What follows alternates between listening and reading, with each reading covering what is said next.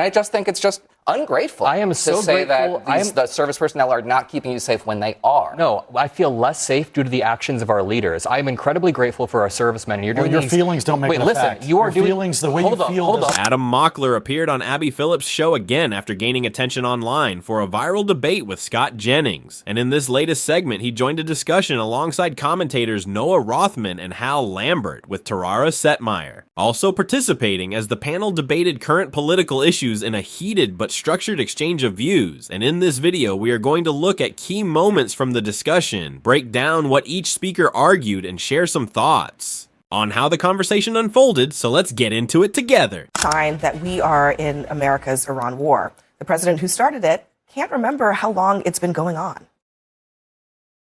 We have a war right now, and we're to like, what, 6 weeks? They said, what's taking so long? Not quite. We are in the 10th week of the war and the 3rd month, with no end in sight, frankly. Donald Trump may not be keeping track, but Americans certainly are, via their gas prices. It's hit another high today, and one expert says that you can expect to see $5 at a pump if the Strait of Hormuz doesn't open soon. Now, the president is also dismissing how unpopular the war is. They give me fake polls. They tell me about polls and this. You know, it's interesting. They did a poll on the war with Iran, and they said only 32% of the people like it. Well, I don't like it, and I don't like war at all. They said 32% of the people are against President Trump. Well, when you explain it, like, is it okay for Iran to have a nuclear weapon? It wouldn't be 32%. But even if you said that, there'd be a 32% because the polls are fake. I mean, they're totally fake. For the reality, at the start of the war, Americans were pretty evenly divided in their support for the conflict. But now, 61% say that the campaign in Iran was a mistake. And there is a clear generational gap, too. While older Americans are split, 61% under the age of 35 oppose the war. And 80% of those under 30 say there were no sufficient reasons to attack Iran in the first place, while 51% over the age of 65 say that there were. So this generational divide, I think, when it comes to war, has always been a thing in America, but it seems particularly acute right now, Adam. Yeah, for my entire life, the United States has been at war with some country in the Middle East, and young people have constantly been told that this will make us safer and make us better off. When we look around at the world today, we are less safe and we are worse off. Millennials grew up watching all these headlines saying that Iraq had been, defeated, that we had taken out Saddam Hussein and we had killed all the bad guys. Well, that turned into a grinding counterinsurgency that cost us $1 trillion, and it was a catastrophe. The same thing happened with Afghanistan. And now Gen Zers are going through the same thing with Iran. We are watching the same people who defended these first two failed wars go on television and defend another failed war. This war is failing. We have not gotten any political concessions. And I'm sorry, I'm not buying this trust the process line. I don't trust the same people who got us into the prior wars, amassed trillions of dollars in debts, and are not putting America first on the global stage. So putting aside, perhaps for a moment, even the politics of this current moment, I mean, is it fair for young people to have that level of distrust of the people, to Adam's point, who maybe defended the last war and were wrong and are defending this war too? Yeah, I don't think so. I think, honestly, Adam, that's immensely ungrateful to American service personnel and the people who keep us safe every day. After 9/11, it was by no means guaranteed that there would be no mass casualty terrorist attack on American soil in the immediate aftermath of that attack, especially since we had events in Madrid, in London, etc. And after the attack on Iraq and the elimination of Saddam Hussein's regime, we took a terrorist supporting enterprise off the map. We don't talk about Iraq anymore as a threat to national security because it isn't. And those who would pretend as though Iran is not a national security threat and are just frankly dismissive of the extent to which American service personnel get up every day to stop these people from executing the attacks on American and their allies that they plan every single day. This is a thorn in our side. It absorbs a lot of American taxpayer dollars, to say nothing of the energy of our service personnel. And I just think it's just ungrateful I am so to say grateful. that the service personnel are not keeping you safe when they are. No, I feel less safe due to the actions of our leaders. I am incredibly grateful for our servicemen. You're doing your feelings don't make it a fact. You are your doing feelings the way you I love this here. So you have Noah Rothman saying you are not grateful and that you need to be grateful to our servicemen. And Adam Mack saying he does not feel like this makes us safer. And then Lambert jumps in and says your feelings do not matter and it is about facts. Basically the facts over feelings argument people, right? Being grateful is a feeling in this situation. At the same time, Adam Mockler is pushing back against goon number 1, Noah Rothman, who is saying you need to be grateful, while Lambert is saying facts do not care about your feelings, and all of them are trying to force that idea of gratitude, right? I mean, do they not see the irony in this? This is what the right wing does all the time. They say if you do not support the war, then that means you are against the troops. You know, this goes back to 9/11 and probably even before that as well. I am sure of it. I was not alive during the Vietnam War, but I am confident that back then people were saying the same thing. There is nothing more American, nothing more patriotic than saying I can see through the lies, and I do not want our servicemen and women to go and fight for a lie. That is what patriotism looks like. That is what supporting the troops really means. That is what being grateful for our men and women protecting us means, not sending them to fight in an illegal and offensive war just because Donald Trump wants to do that. So if I were Adam Mockler and he does a great job, I would say, listen, how dare you say that I am not grateful? Being grateful is saying, yes, we value the lives of our military so much that we do not want them to go and potentially die for nothing. Let me finish. He was talking to me. Hold on a second, Hal. I'll let you respond. No one was talking Let him finish his thought. You are doing the exact same thing that I just laid out in the opening. You are telling young people they shouldn't be asking questions. They shouldn't be questioning the people in power because it's ungrateful. Questions about the nature of the Okay, then Iranian what was threat. ungrateful about what I said? I said that the leaders are making us less safe, and I can prove that. Right now, Iran has control over the Strait of Hormuz, and that is a weapon they didn't have control of 2 months ago. Of course they did. They shut down the Strait of Hormuz in the 80s. And we opened it up in the 80s. By the way, Was there free passage to the Iran with a Strait of nuclear Hormuz? weapon, you think gas prices are high right now? Iran with a nuclear weapon, we'd have unlimitedly high gas prices. They would take control of the Strait of Hormuz, and they would blackmail the world. And I don't think any country should have nuclear weapons, but it is the height of hypocrisy for the United States, which has the largest nuclear arsenal, to tell other countries that they can't have nuclear weapons. If Iran had a nuclear weapon, Donald Trump probably would have never gotten into this war. Farther away are they from having a nuclear weapon? Where's the enriched uranium right now? They're non-existent. Where's the enriched uranium We're right going now? to get the enriched uranium. No, where is it? I want you to answer. It's buried right now. But where is it buried? You're asking me. I'm not in the classified briefings, and neither are you. So just where be is quiet it for a minute buried? and let We me know finish. it's buried in Iran. Let me finish. Okay, Adam, we are more safe than we were before we took out Iran's nuclear capabilities. Absolutely more safe. The Strait of Hormuz is going to be open, and Iran's not going to control it. That is absolutely going to happen. It doesn't matter if it's 2 weeks or 2 months. It does actually matter It does because not. economists are saying if it's closed for a few more months, then we're going to go into a recession. So it does matter. It absolutely does matter. No one's predicting that because the markets that are all-time high. No one's predicting that? The markets that are an all-time high. The markets aren't predicting it. With the oil markets? The inflation rate has stayed where it is. And by the way, What was inflation when Biden took office? unemployment has stayed low. So when you're talking about everyone's predicting this. Can you look the average just American in the eye? Just to be clear, inflation has ticked up. Yes. It has not stayed the same. But Bobby, you were around for the politics and the conflict of the last two Middle East wars.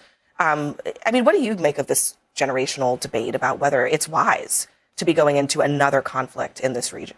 Well, I can't fault the logic that when you've seen this happen through your lifetime and you're still living with the consequences of it in one fashion or the other, you're bound to be reluctant to get into the war.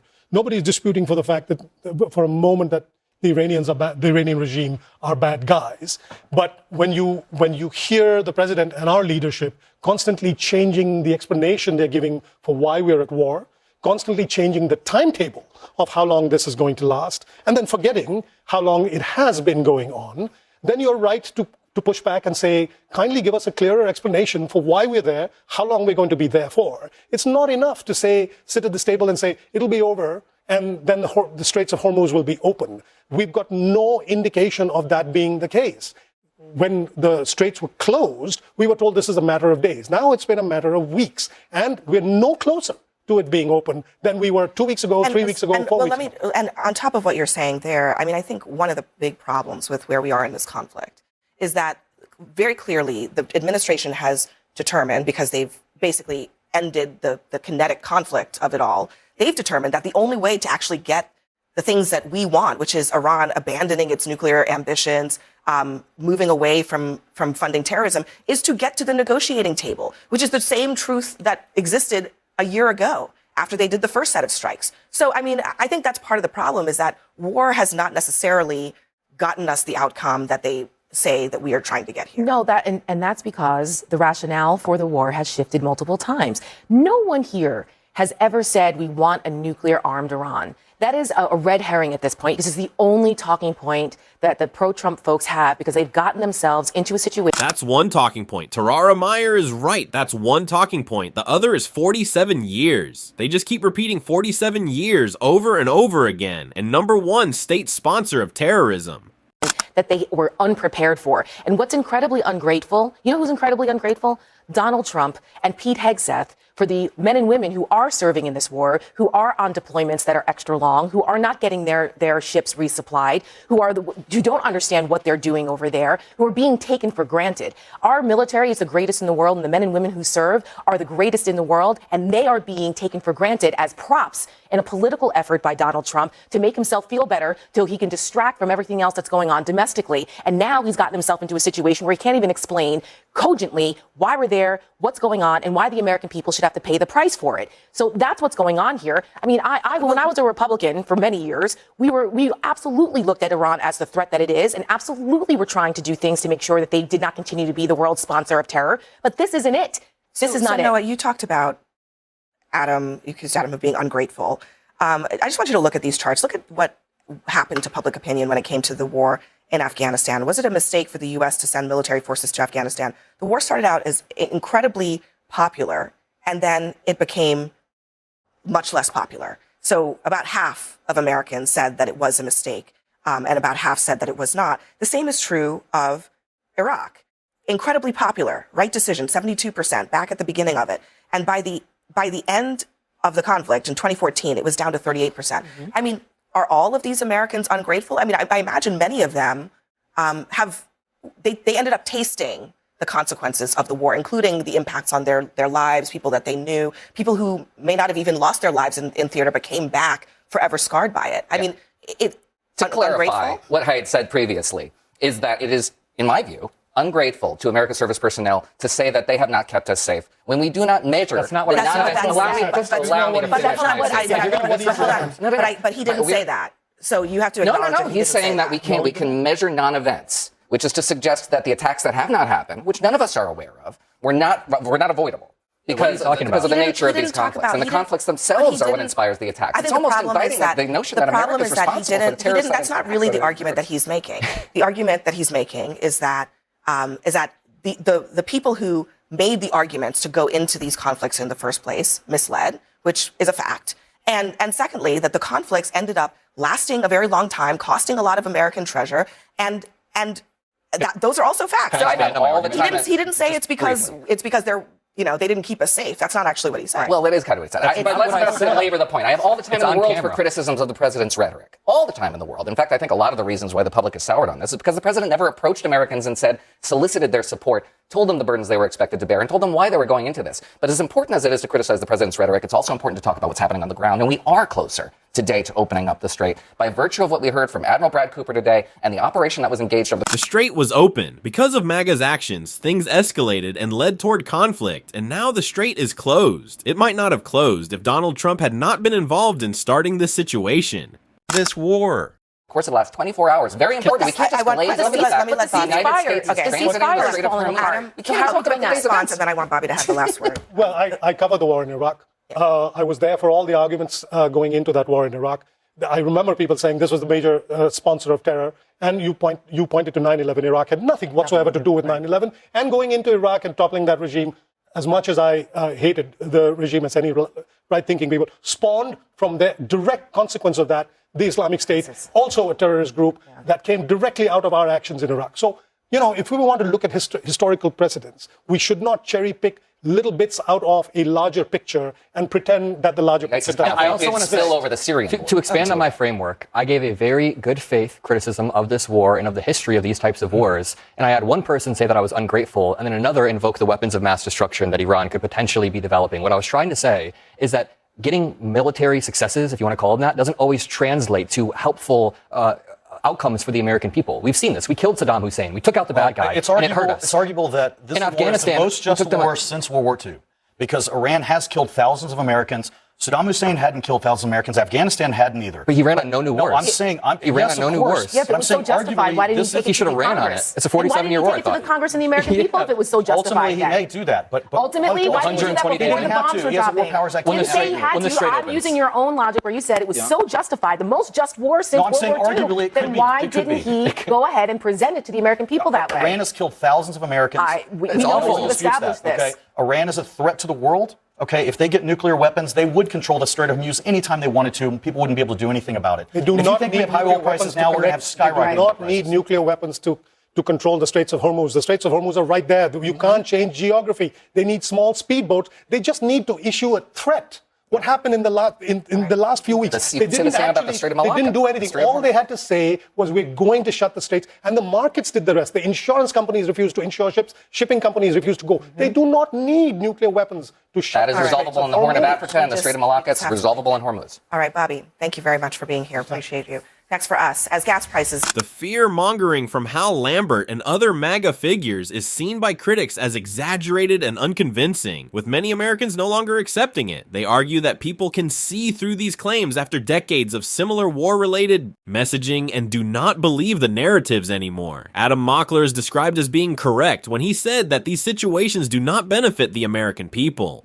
As an example, it is pointed out that before 9/11 in 1999 and 2000, gas prices were commonly under $1 per gallon, something that is now hard for many people to even imagine, and even people who were alive during that time often don't fully remember it, especially younger people. Some say that before 2001, around the time of September 11th, gasoline prices could be as low as 89 to 99 cents per gallon. From this perspective, critics argue that after getting involved in multiple wars, fuel prices have generally continued to rise. They also question the idea that wars fought in oil-rich regions should have led to cheaper gasoline, saying instead that prices kept increasing.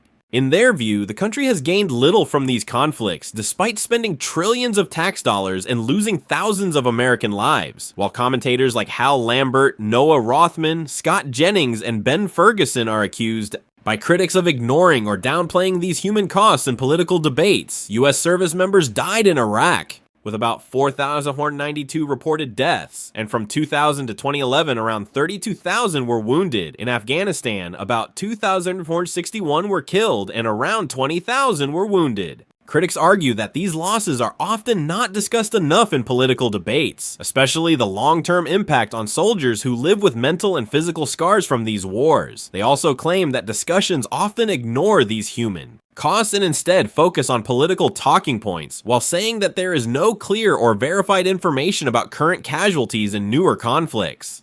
From this perspective, they argue that the issue is not about public safety, but about political narratives, and they believe a large portion of Americans are skeptical of these claims and see them as not benefiting the United States, while also warning that continued conflict could increase costs and harm the global economy. Adam is described as being right, and the speaker says they are glad he pushed back against the goons again on the show.